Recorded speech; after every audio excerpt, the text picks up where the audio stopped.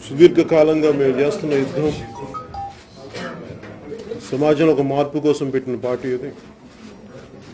Clean politics కోసం సుదీర్ఘకాలం 2014 నుంచి స్టార్ట్ చేసి మేము పెట్టినప్పుడు కూడా ఒక 25 సంవత్సరాల ప్రస్థానం దీనికి ఉండాలి. పార్టీకి అన్ని రకాల ఒడిదుడుకుల్ని ఎదుర్కొనగలిగి ఆ సత్తా ఉంది, ఆ ధైర్యం ఉంది. వీటన్నిటి దృష్టిలో పెట్టుకొని అన్నిటికీ సిద్ధపడే పార్టీ పెట్టాను నేను. ఈ రోజున ప్రజా పోరాట యాత్ర ద్వారా ప్రజల్లోకి మరింత బలంగా ముందుకెళ్ళాం. ఈ రోజున జనసేన పార్టీకి ఓటు వేసిన ప్రతి ఓటర్కి, ప్రతి ఒక్కరికి మనస్ఫూర్తిగా వారికి నా ధన్యవాదాలు తెలుపుకుంటున్నాను. అలాగే పార్టీ కోసం పనిచేసిన ప్రతి జన సైనికులకి, అలాగే విదేశాల నుంచి, పక్క రాష్ట్రాల నుంచి అందరి చేత ఓట్లు వేయించడానికి వచ్చి ఓట్లు వేసిన ప్రతి ఒక్కరికి, ప్రతి ఒక్క జన సైనికులందరికీ, ప్రతి ఓటర్కి, జనసేనకి వేసిన ప్రతి ఓటర్కి మనస్ఫూర్తిగా హృదయపూర్వక ధన్యవాదాలు తెలుపుకుంటున్నాను. అలాగే బలమైన మెజారిటీతోటి వచ్చిన వైసీపీకి, ముఖ్యమంత్రిగా ప్రమాణ స్వీకారం చేయబోతున్న జగన్మోహన్ రెడ్డి గారికి మనస్ఫూర్తిగా నా హార్దిక శుభాకాంక్షలు తెలియజేస్తున్నాను. అలాగే ప్రధానమంత్రి ఇంకోసారి ప్రమాణ స్వీకారం చేయబోతున్న మోడీజీ గారికి కూడా నా శుభాకాంక్షలు తెలియజేస్తున్నాను. ఈ సందర్భంలో తెలియజేసుకుంటుంది కూడా ఏ స్పెషల్ కేటగిరీ స్టేటస్ అయితే వస్తుందని ప్రామిస్ చేస్తారో అది అక్కడ కూడా మెజారిటీ వచ్చింది, ఇక్కడ బలమైన మెజారిటీ వచ్చింది. ఎవరి మీద ఆధారపడాల్సిన అవసరం లేదు. కాబట్టి ఇప్పటికైనా స్పెషల్ కేటగిరీ స్టేటస్ ఇచ్చి ఆ మాట నిలబెట్టుకున్న మనస్ఫూర్తిగా నేను అభ్యర్థిస్తున్నాను. అలాగే జనసేన స్టార్ట్ చేసిన ఒక న్యూ ఏజ్ పాలిటిక్స్, ఎక్కడ కానీ ఒక కనీసం సారాయి ప్యాకెట్లు కానీ డబ్బులు ప్రభావితం లేకుండా చాలా క్లీన్ చేసిన పాలిటిక్స్. కొత్త తరం యువతకి సీట్లు ఇచ్చాం మేము. ఇవన్నీ మాకు చాలా ఆనందం కలిగించిన విషయాలు. ఇది మా ముందున్న భవిష్యత్తులో మా ప్రణాళిక కానీ వేసిన ప్రతి ఓటు మాకు చాలా విలువైన ఓటు. నేను ఏ మాట మీద అయితే చెప్పాను కట్టుబడి ఉంటాను చివరి శ్వాస వరకు అనేది, నేను అదే మాట మీద నిలబడి ఉన్నాను. మీరు 2 స్థానాల్లో ఓడినప్పటికీ, నాకు మా వాళ్ళు ఒకళ్ళు గెలవకపోయినప్పటికీ, నేను ఏ మాట అయితే ఇచ్చానో నా కడ శ్వాస వరకు రాజకీయాల్లో ఉంటాం, ప్రజా సమస్యల మీద పోరాడతాం, వారికి అండగా ఉంటాం తెలియజేసుకుంటాం. మరి ఇన్ని లక్షల మందికి ఇంత మంచి చేసి, ఇన్ని కోట్ల మందికి, లక్షలు కూడా కాదు, కోట్ల మందికి మంచి జరిగించి, ఎప్పుడు జరగని విధంగా మేనిఫెస్టో అంటే ఒక చెత్తబుట్టలో పడేసే డాక్యుమెంట్ కాదు. ఒక మేనిఫెస్టో అంటే ఒక బైబిల్ అని, ఒక ఖురాన్ అని, ఒక భగవద్గీత అని మొట్టమొదటి రోజు నుంచి కూడా భావిస్తూ ఏకంగా 99% వాగ్దానాలు అమలు చేసి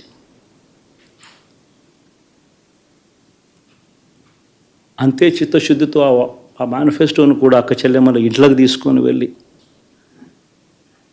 చూపించి మీరే టిక్కు పెట్టండి అనే నిబద్ధత గల ప్రభుత్వంగా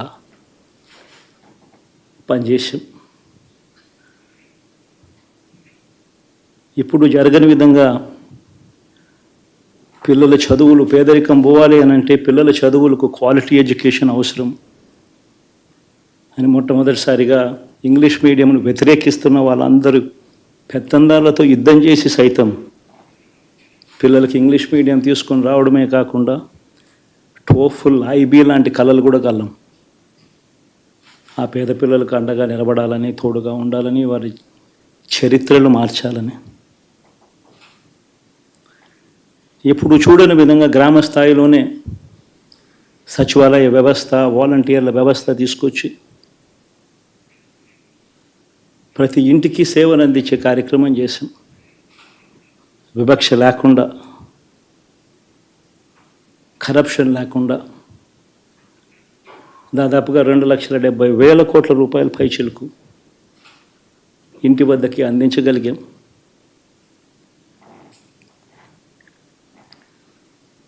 ఇప్పుడు చూడని మార్పులు తీసుకురావడమే కాకుండా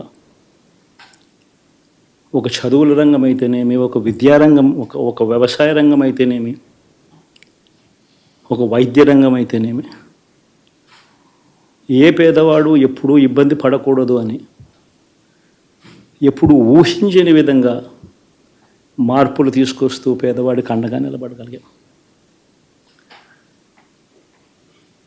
విమెన్ ఎంపవర్మెంట్ అంటే ఇది, మహిళా సాధికారత ఇది అంటే ఇది అని ప్రపంచానికి చాటి చెప్పగలిగాం. సోషల్ జస్టిస్ అంటే, సామాజిక న్యాయం అంటే ఇది అని ప్రపంచానికి చూపించగలిగాం. మరి ఇన్ని గొప్ప మార్పులు చేసిన తర్వాత, ఇన్ని కోట్ల మందికి మంచి జరిగిన తర్వాత మరి అభిమానం ఏమైందో, ఆప్యాయత ఏమైందో తెలీదు.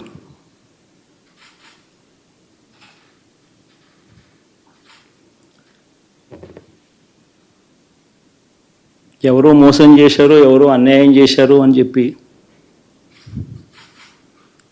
అనొచ్చు, కానీ ఆధారాలు లేవు.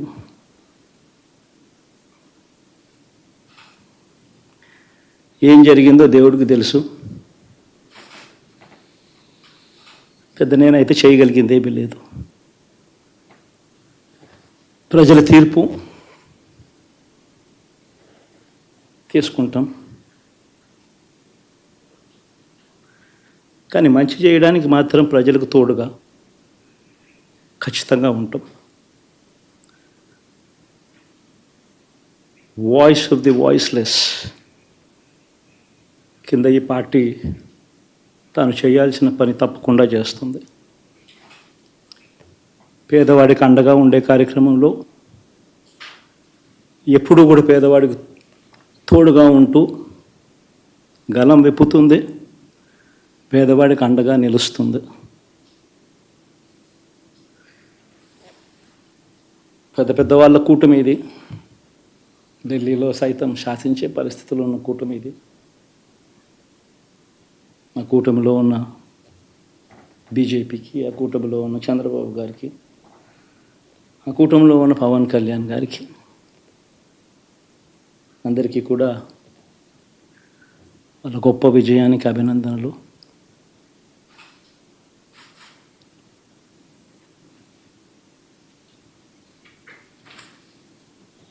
ఓడిపోయినా కూడా నా ప్రతి కష్టంలో కూడా తోడుగా అండగా నిలబడిన నా ప్రతి నాయకుడికి, ప్రతి కార్యకర్తకు, ప్రతి వాలంటీర్కు,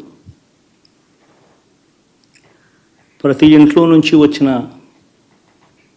ప్రతి స్టార్ క్యాంపెయినర్గా నాకు తోడుగా నిలబడిన నా అక్క చెల్లెమ్మలకు, అన్నదమ్ములకు, మీ అందరికీ మనస్ఫూర్తిగా మీ అందరికీ కూడా కృతజ్ఞతలు తెలియజేస్తా ఉన్నాను.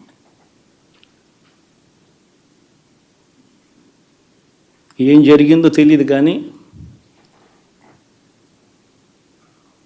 ఏమి చేసినా, ఎంత చేసినా ఇంకా 40% ఓటు బ్యాంకు మాత్రం తగ్గించలేకపోయారు. ఖచ్చితంగా మళ్ళీ ఇక్కడి నుంచి లేస్తాం.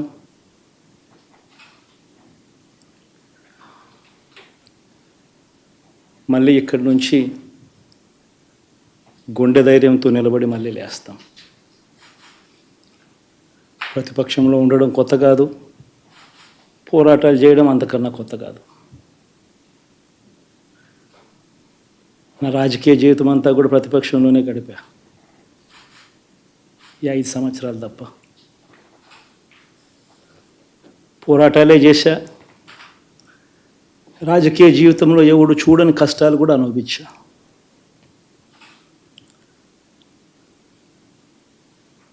ఇప్పుడు అంతకన్నా కష్టాలు ఏదైనా పెట్టినా కూడా సిద్ధంగా ఉన్నాం, సిద్ధంగా ఎదుర్కొంటాం.